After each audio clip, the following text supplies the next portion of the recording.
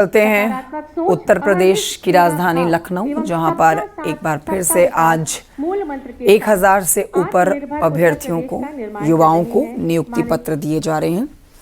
रोजगार की, नौकरियों की बहार उत्तराखंड, माफ कीजिए, उत्तर प्रदेश में इस मानसून के सीजन अयोध्या से कल भी और आज भी आप देख रहे हैं कई युवाओं को ये तोहफे के रूप में नियुक्ति पत्र सौंपे गए हैं। लखनऊ से मोहम्मद मंच से सीधी तस्वीरें मुख्यमंत्री योगी आदित्यनाथ, डिप्टी सीएम ब्रजेश पाठक की।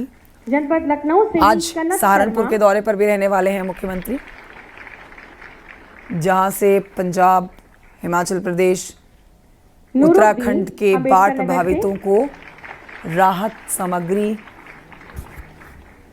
बढ़ाई जाएगी आगे। लेकिन उससे पहले ये बहुत ही महत्वपूर्ण कार्यक्रम लखनऊ में आयोजित किया गया है। सुबह आपने देखा जनता दर्शन भी मुख्यमंत्री योगी आदित्यनाथ ने किया। विभाग के लिए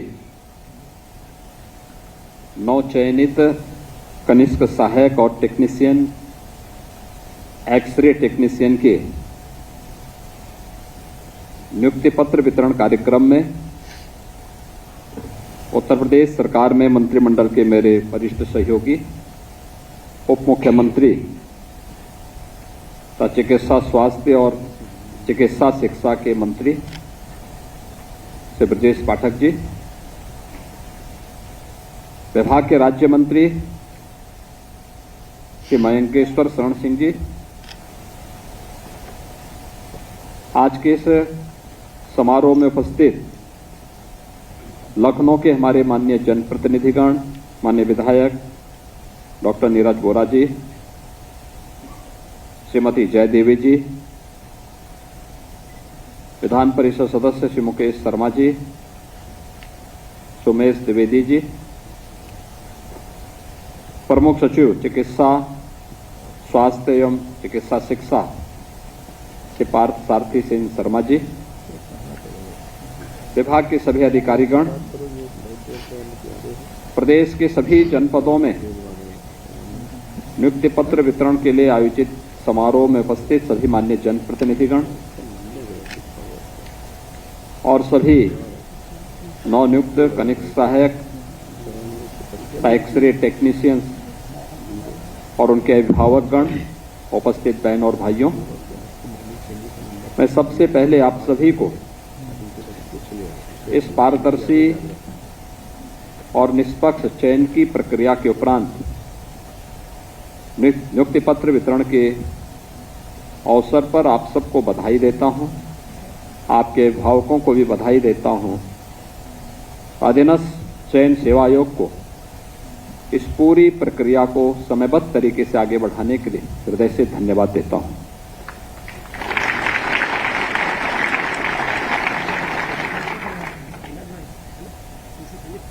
उत्तर प्रदेश के अंदर निष्पक्ष और पारदर्शी तरीके से चयन की प्रक्रिया आज एक नए उत्तर प्रदेश की तस्वीर को हम सबके सामने प्रस्तुत करती है और उसका उदाहरण चिकित्सा स्वास्थ्य और चिकित्सा शिक्षा विभाग भी हम सबके सामने है। पिछले 8 साढ़े 8 वर्ष के अंदर एक लंबी छलांग लगाने में विभाग ने सफलता प्राप्त की है। हर एक क्षेत्र में कुछ न कुछ नया परिवर्तन करके दिखाया है। ये परिवर्तन प्रधानमंत्री मोदी जी के विकसित भारत की उस संकल्पना को आगे बढ़ाने का ही क्रम है, जिसमें स्वास्थ्य के क्षेत्र में, शिक्षा के क्षेत्र में, कृषि विकास और जल संसाधन के क्षेत्र में, रोजगार और स्किल डेवलपमेंट के लिए, या फिर आज के इस नए युग के अनुरूप इमर्जिंग टेक्नोलॉजी को लेकर के कैसे आम जनमानस के जीवन में परिवर्तन लाया जा सकता है, इन सब बातों को लेकर के अगर आप देखेंगे तो स्वास्थ्य भी उस व्यवस्था का एक प्रमुख घटक है। एक स्वस्थ व्यक्ति ही स्वस्थ समाज के निर्माण में योगदान दे सकता है। एक स्वस्थ व्यक्ति ही सशक्त समाज और समर्थ राष्ट्र के निर्माण में अपनी भूमिका का निर्वहन कर सकता है। जब व्यक्ति ही स्वस्थ नहीं तो व्यवस्था कैसे स्वस्थ होगी, और जब व्यवस्था ही अस्वस्थ हो जाएगी तो उसके सारे पिलर अपने आप ही ध्वस्त होते हुए दिखाई देंगे। और यही सब कुछ होता था। 2017 के पहले व्यवस्था में यही एक घुन लग चुका था, तो उसे अंदर ही अंदर खोखला किए जा रहा था। उसकी समस्या का समाधान करने के साथ ही उत्तर प्रदेश को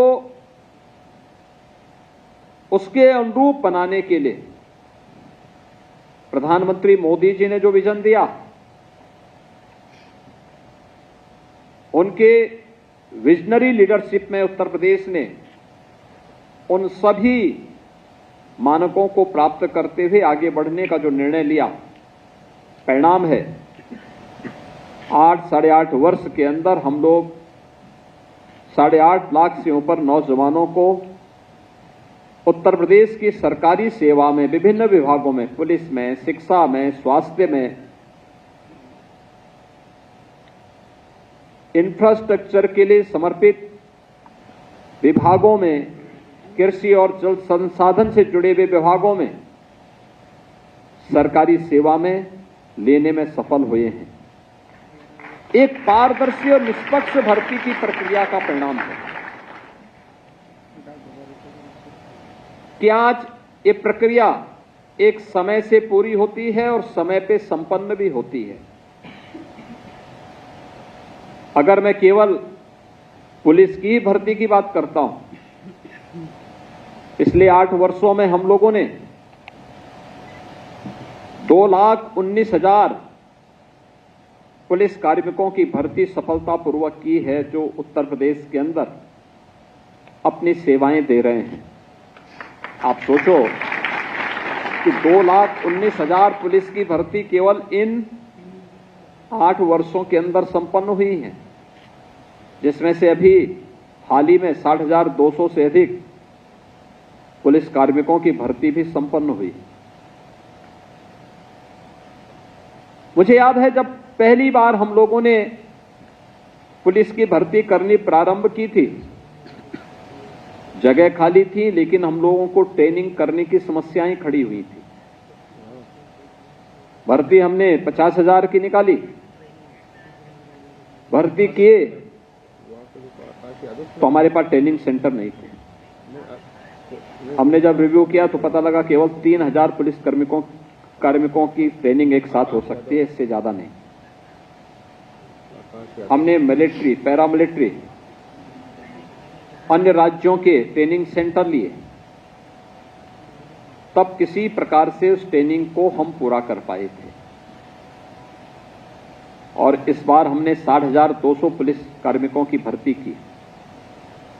आरक्षी पुलिस की इस भर्ती में 60,244 भर्ती की प्रक्रिया को संपन्न करने के बाद आज उत्तर प्रदेश के ही ट्रेनिंग सेंटर में सभी नौजवान अपनी ट्रेनिंग ले रहे हैं, और बेहतरीन सुविधा हम लोगों ने वहीं पर उनको दे करके उत्तर प्रदेश के अंदर इंफ्रास्ट्रक्चर के रूप में आगे बढ़ गया है। कहां 3,000 की ट्रेनिंग नहीं हो पाती थी, आज 60,000 से ज्यादा उत्तर प्रदेश के नौजवान उत्तर प्रदेश में ही ट्रेनिंग ले रहे हैं। भर्ती की प्रक्रिया में भी ऐसे ही होता था। और किस प्रकार की भर्तियां होती थी, हमें बहुत सारी भर्तियों को उस समय सीबीआई को देना पड़ा था। इस समय आप देख रहे होंगे एक व्यक्ति 8-8 जगह में नाम लिखा करके पैसा लिए जा रहा था, वो तो जब जांच में सामने आया तब पता लग रहा है ये कौन लोग हैं। ये वही लोग हैं जो एक परिवार के लोग पैसा लेकर के और ये भर्ती करते थे और उत्तर प्रदेश की जनता को इस प्रकार के लूटते थे, जो लूट आज उस रूप में देखने को मिली। वो भर्ती 2016 की भर्ती है और जांच करवाई थी हम लोगों ने, चल रही है जांच अभी। वो जांच समय पे हो जाएगी तो बहुत सारे ऐसे महाभारत के रिश्ते अब बाकी का जीवन जेल में ही बिताने के लिए मजबूर होंगे, क्योंकि उनके कारनामे ऐसे थे कि वे कारनामे उत्तर प्रदेश को लगातार धरातल की ओर लेके जा रहे थे। विकास की बुलंदियों को छूने की बजाय उसको गर्त की ओर धकेलने में सहायक हो रहे थे, और यही होता था। यह उत्तर प्रदेश जिस पर प्रकृति और परमात्मा की असीम कृपा है, और उत्तर प्रदेश को बीमारू बना दिया।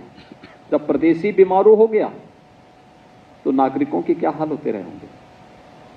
पहचान का संकट खड़ा हो गया, नौजवान को नौकरी नहीं, बेटी सुरक्षित नहीं, व्यापारी असहाय रहता था, किसान आत्महत्या करने के लिए मजबूर होता था। यहां पर परंपरागत उद्यम बंदी की कगार की ओर जा रहे थे, चारों ओर अव्यवस्था थी, अराजकता का सा वातावरण था। कोई भी पर्व और त्योहार आता था उससे पहले दंगे शुरू हो जाते थे। पर्व और त्योहार उत्साह और उमंग के लिए होते हैं, सामाजिक सद्भाव के लिए होते हैं, लेकिन उत्तर प्रदेश में उल्टा होता था। लेकिन आज पिछले 8 वर्ष में कोई भी व्यक्ति हो, कोई भी समुदाय हो, कोई भी जनपद हो, पर्व और त्योहार के एक मानक है, एक स्टैंडर्ड है। उस स्टैंडर्ड के अनुसार ही लोग उत्साह और उमंग के साथ उन आयोजनों में भागीदार बनते हैं। सामाजिक सौहार्द भी है। ये सामाजिक सौहार्द राष्ट्रीय एकता को भी संबल देता है। हर एक व्यक्ति के मन में एक नया उत्साह है, उमंग है, और केवल यह उत्साह और उमंग अब केवल पर्व और त्योहारों के लिए ही नहीं है। ये उत्तर प्रदेश के विकास का एक जज्बा लेकर के उसे आगे बढ़ाने में भी बड़ी भूमिका का निर्वहन कर रहा है, और हर एक विभाग ने अपने स्तर पर कार्य करना प्रारंभ किया। यही परिणाम है। जिस उत्तर प्रदेश की अर्थव्यवस्था आज से 8 वर्ष पहले, यानी 70 वर्षों में हम लोग केवल 13 लाख करोड़ तक पहुंचे थे, आज वह उत्तर प्रदेश इस वित्तीय वर्ष के अंत तक 35 लाख करोड़ की एक अर्थव्यवस्था बनने जा रही है। यानी जो कार्य 70 वर्ष में नहीं हो पाया, उससे भी 2.5 गुना वृद्धि हम लोगों ने मात्र 8 साढ़े 8 वर्ष के अंदर उससे बेहतर गति देकर के उत्तर प्रदेश को आगे बढ़ाने में सफलता प्राप्त की है। ये सफलता तब प्राप्त की है जब उत्तर प्रदेश के नौजवानों को उत्तर प्रदेश के अंदर नौकरी की गारंटी मिली। निष्पक्ष और पारदर्शी तरीके से भर्ती की प्रक्रिया जब संपन्न हुई, तब ये परिणाम हम सबके सामने आते हुए दिखाई दिए। मैं यहां पर जब चिकित्सा शिक्षा और चिकित्सा स्वास्थ्य की बात कर रहा हूं, आपने देखा होगा इसी सभागार में हम लोगों ने इससे पहले स्वास्थ्य विभाग की 1354 स्टाफ नर्स की भर्ती भी सफलतापूर्वक संपन्न की थी। स्वास्थ्य विभाग के 7182 एएनएम भी सफलतापूर्वक भर्ती करके उन्हें नियुक्ति पत्र यहीं पे वितरित किया था। 1102 स्पेशलिस्ट चिकित्सकों की भी भर्ती की प्रक्रिया करने के बाद उन्हें नियुक्ति पत्र वितरण का कार्य भी किया गया। चिकित्सा शिक्षा विभाग के 278 जो एसोसिएट प्रोफेसर्स थे, उनकी भी भर्ती की प्रक्रिया को संपन्न किया, और उत्तर प्रदेश के जो हमारे बड़े बड़े चिकित्सा संस्थान हैं उनके लिए 2142 स्टाफ नर्स की भी भर्ती की प्रक्रिया को सफलतापूर्वक अकेले एक विभाग के स्तर पर इतनी भर्ती की प्रक्रिया संपन्न हुई, जिन्हें नियुक्ति पत्र देकर के आज वे उत्तर प्रदेश के विकास में अपना योगदान दे रहे हैं। यही उत्तर प्रदेश है जिसके बारे में डिप्टी सीएम श्री ब्रजेश पाठक जी कह रहे थे कि उत्तर प्रदेश में गवर्नमेंट मेडिकल कॉलेजेस 17, जनपद हैं 75, आबादी उस समय 20 करोड़, आज वो 25 करोड़ के आसपास, लेकिन मेडिकल कॉलेज 17 थे।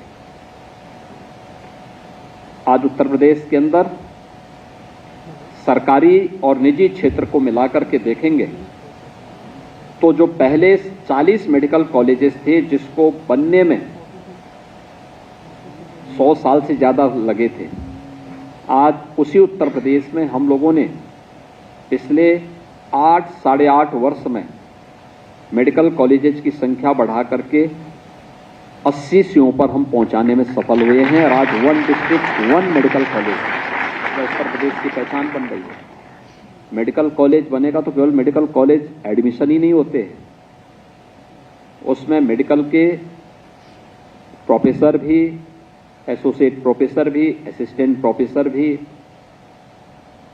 उसमें अन्य क्लिनिकल स्टाफ भी, उसमें स्टाफ नर्स भी, फार्मासिस्ट भी, टेक्नीशियंस भी, इन सब की भी भर्ती होती है। इस सभी भर्ती की प्रक्रिया के साथ जोड़ करके उन सबको भी नौकरी दी गई। वह भी उसके साथ उन्हें वहां पर हर एक मेडिकल कॉलेजेस में बड़े पैमाने पे ये सभी पद देने के साथ वहां भर्ती की प्रक्रिया को भी उसी रूप में आगे बढ़ाने का कार्य किया गया। परिणाम है कि आज जनपद स्तर पर लोगों को सुविधाएं मिलनी प्रारंभ हुई। पहले था दवा नहीं मिलती थी, डॉक्टर है तो दवा नहीं है, दवा है तो डॉक्टर नहीं है, अगर दवा और डॉक्टर उपलब्ध है तो बिजली नहीं है, कोई सुविधा नहीं मिल पाती थी। आज उत्तर प्रदेश मेडिकल कॉर्पोरेशन के माध्यम से दवाइयां भी उपलब्ध हो रही हैं, तो 5 करोड़ 34 लाख से अधिक परिवारों को, यानी अगर एक परिवार में 5 लोग भी होंगे ना, तब भी आप अनुमान कर लीजिए कि कितनी बड़ी संख्या इससे लाभान्वित हो रही है। यह आयुष्मान भारत कार्ड की सुविधा से यहां पर उत्तर प्रदेश के अंदर लाभान्वित हो रही है। लगभग 80 लाख से ऊपर लोगों ने आयुष्मान भारत की सुविधा का लाभ अब तक लिया है, जिसके लिए लगभग 3000 करोड़ रुपए से अधिक की राशि उत्तर प्रदेश सरकार ने भारत सरकार के साथ मिलकर के पेमेंट किया है उन गरीबों की बेहतर चिकित्सा सुविधा के लिए। अभी हाल ही में हम लोगों ने उत्तर प्रदेश के शिक्षकों के लिए कैशलेस मेडिकल सुविधा की घोषणा की है। आप अनुमान करिए कि 11 लाख शिक्षक यानी 11 लाख परिवार, सीधे सीधे 55 लाख लोग सीधे सीधे इस सुविधा से लाभान्वित होने वाले हैं। यानी आज सरकार के पास क्षमता है तो सरकार ये सुविधा उनको उपलब्ध करवा रही है, और वह गवर्नमेंट मेडिकल कॉलेजेस में भी, इम्पैनल्ड हॉस्पिटल्स में भी ये सुविधा प्राप्त कर रहे हैं। पहले इक्के दुक्के हॉस्पिटल में, लखनऊ में या बीएचयू वगैरह में छोड़ दिया जाए तो बाकी कहां आईसीयू कहीं भी नहीं था, ब्लड बैंक नहीं मिल पाता था, डिजिटल एक्सरे, कलर डॉपलर नहीं मिल पाता था, सीटी और एमआरआई तो बहुत दूर की बात है।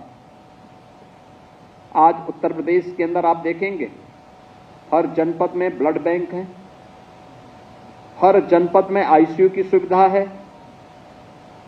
हम लोग जब 17 में आए थे तब उत्तर प्रदेश के अंदर 2/3 से अधिक जनपद ऐसे थे जहां पर एक भी आईसीयू के बेड नहीं थे। आज उत्तर प्रदेश के अंदर हर जगह आप जाएंगे, आपको वहां पे आईसीयू के बेड भी मिलेंगे, मिनी आईसीयू भी मिलेंगे, डिजिटल एक्सरे की सुविधा मिलेगी, ब्लड बैंक भी मिलेगा। किसी भी प्रकार की वायरस जनित, विषाणु जनित बीमारी में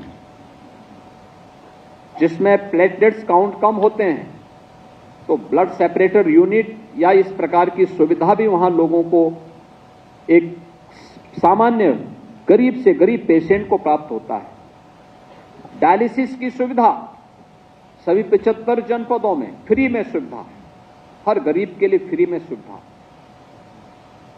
ऐसे ही हर एक क्षेत्र में ये सुविधा उपलब्ध करो। यानी अगर मेडिकल कॉलेजेस की संख्या, हॉस्पिटल्स की संख्या बढ़ी है, तो जनता को दी जाने वाली सुविधाएं भी उसी क्रम में बढ़ाई गई हैं। टेक्नीशियन हो या फिर कनिष्ठ सहायक, ये किसी भी संस्थान की एक बैकबोन होती है, उसकी रीढ़ की हड्डी होती है। आप अगर अपनी कार्य पद्धति को ठीक करेंगे, बहुत सारे लोगों को सहायता मिलती है। कनिष्ठ सहायक क्लेरिकल काम उसका होगा, लेकिन अगर वह अपनी कार्य पद्धति के माध्यम से फाइल में तीव्रता ला दे, त्वरित गति से कार्य करना प्रारंभ करेगा, तो कहीं कोई समस्या नहीं आ सकती। अनावश्यक रूप से किसी को वेट नहीं करना पड़ेगा, न पेशेंट परेशान होगा, न इम्पैनल्ड हॉस्पिटल, न कोई अन्य कर्मचारी या कोई डॉक्टर, कोई भी परेशान नहीं होगा। ऐसे ही टेक्नीशियन समय पे अपने सारे कार्यों को करें और अपने कौशलता का परिचय न केवल एक्सरे या अल्ट्रासाउंड करने में करें, बल्कि इस बात का भी ध्यान रखें कि अब जो नए उस पर आप देखते होंगे, नई टेक्नोलॉजी से जुड़े हुए जितने भी इस प्रकार के मशीनें आई हैं, उनके जो वायर होते हैं बहुत सॉफ्ट होते हैं। ऑप्टिकल फाइबर जो इस्तेमाल किया जाता है, उसको कैसे फोल्ड करना है, कैसे सुरक्षित रखना है, अगर आपने उसमें थोड़ी भी लापरवाही की तो फिर वो एक्सरे बंद हो जाएगा और वे मशीनें काम करनी बंद कर देंगे। हमें उस समय देखना होगा, उसके बारे में पहले से ट्रेनिंग लेनी होगी, पहले से अपनी तैयारी करनी होगी। आज भी आप देख रहे होंगे कि यहां पे एक साथ 1112 तो कनिष्ठ सहायक और 22 टेक्नीशियन एक साथ नियुक्ति पत्र प्राप्त कर रहे हैं। यानी बहुत बड़ी संख्या है। ये बड़ी संख्या इस बात को बताती है कि सरकार की इच्छा शक्ति है कि हम जनता जनार्दन की सेवा के लिए अच्छे लोग दें। चयन की प्रक्रिया इसीलिए संपन्न हुई। आपने देखा होगा चयन की प्रक्रिया आपकी 2 स्तरीय थी। पहले आपने पीईटी पास किया होगा, पीईटी पास करने के बाद फिर अधीनस्थ सेवा चयन आयोग ने आपकी चयन की प्रक्रिया को संपन्न किया। यानी कहीं भी कोई गुंजाइश नहीं है कि कोई व्यक्ति इधर उधर से सिफारिश कर सके, कहीं भी वो कर सके। आपने देखा होगा अभी कल ही पीईटी की परीक्षाएं संपन्न हुई, 25 लाख लोग उसमें एप्लीकेंट हुए। सरकार उन सबको कहीं ना कहीं समायोजित करने के लिए अलग अलग क्षेत्र में, कोई सरकारी क्षेत्र में जा रहा है, कोई निजी क्षेत्र में जा रहा है, कोई स्वयं का उद्यम स्थापित कर रहा है, कोई एमएसएमई सेक्टर में जाएगा। कार्य की कमी नहीं, कार्य करने की इच्छा शक्ति होनी चाहिए और उस होने के अभ्यास को ही सरकार आगे बढ़ाने में एक बड़ी भूमिका का निर्वहन कर रही है। आज हम लोगों ने इस दिशा में जो कार्य प्रारंभ किए, आज उसी का परिणाम है कि प्रदेश के अंदर तेजी के साथ एक तरफ सरकार ने सुविधा उपलब्ध करवाई, तो दूसरी तरफ प्रदेश के अंदर अगर आप देखेंगे मेडिकल कॉलेज बढ़े, तो मेडिकल कॉलेज में छात्रों की संख्या भी उसी रूप में बढ़ाई गई। यानी पहले उत्तर प्रदेश के अंदर एमबीबीएस की जो सीट्स थी 2017 के पहले 5390 थी, आज ये बढ़कर के हो गई 11850, यानी दोगुने से भी अधिक हो चुकी है। पीजी की सीट्स थी 1344, आज ये बढ़कर के हो गई हैं 4028। सुपर स्पेशलिटी की जो सीट्स थी वह 120 से बढ़कर के अब 305 हो गई। ये सभी संपन्न करने के साथ साथ जो हमारे गवर्नमेंट मेडिकल कॉलेजेज हैं उसमें भी 1234 हमने मेडिकल के शिक्षकों की तैनाती वहां पर अतिरिक्त की है। जितनी भी भर्ती की प्रक्रिया हो रही है लगातार हर योग्य व्यक्ति को उसमें समाहित करने और उनको आगे बढ़ाने में भी सरकार तेजी के साथ कार्य कर रही है। परिणाम क्या है? बहुत बार होता क्या है, स्वाभाविक रूप से पहले सुविधा नहीं मिलती थी तो लोग जाते भी नहीं थे।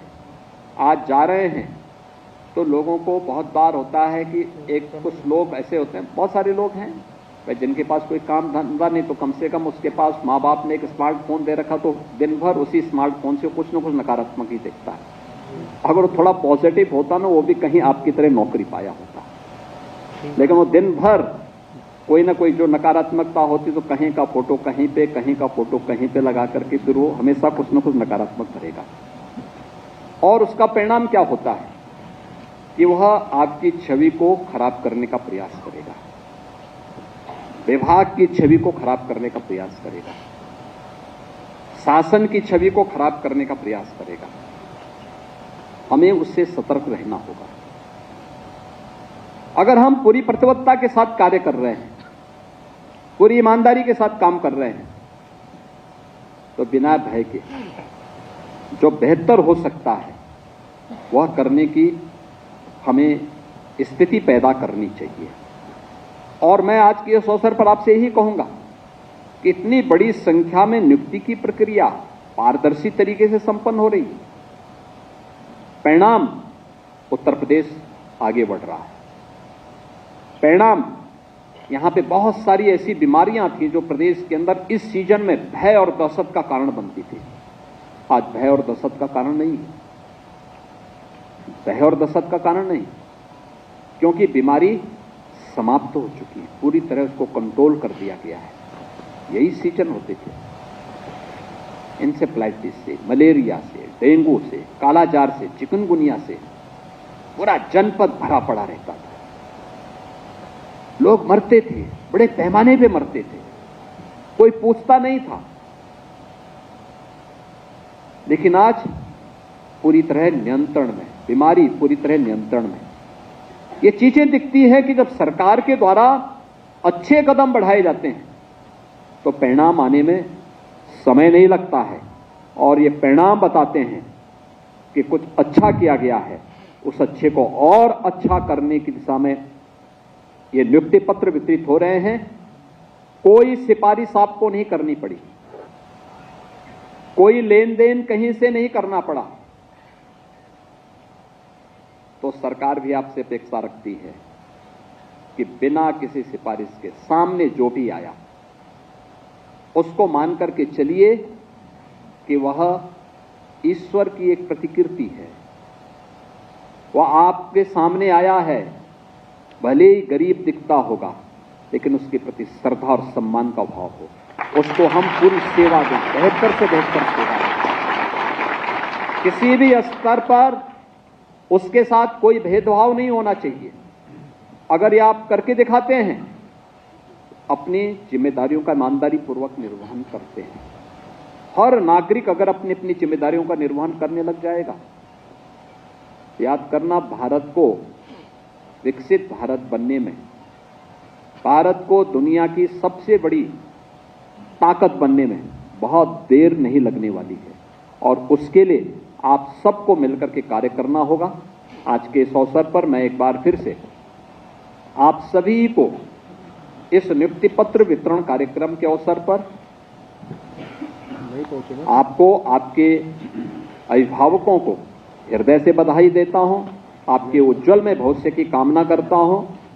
अधीनस्थ सेवा चयन आयोग और चिकित्सा स्वास्थ्य विभाग को नियुक्ति की प्रक्रिया को समयबद्ध तरीके से आगे बढ़ाने के लिए, क्योंकि बहुत सारे लोग थोड़ा उतावले हो रहे थे कि हमें नियुक्ति पत्र नहीं मिल पा रहा है। हमने कहा वेरिफिकेशन होने दीजिए, क्योंकि वेरिफिकेशन का परिणाम क्या होता है, कि फिर एक ही व्यक्ति 8-8 जगह से वेतन आहरित नहीं कर सकता। बदनामी तो आप ही लोगों की होती है। इसलिए उस वेरिफिकेशन की प्रक्रिया को संपन्न करने में थोड़ा समय लग जाता है, लेकिन आज ये कार्यक्रम संपन्न हो रहा है। आप सबको मैं हृदय से बधाई देता हूं, अपनी शुभकामनाएं देता हूं। धन्यवाद। जय हिंद। बहुत बहुत आभार माननीय मुख्यमंत्री जी।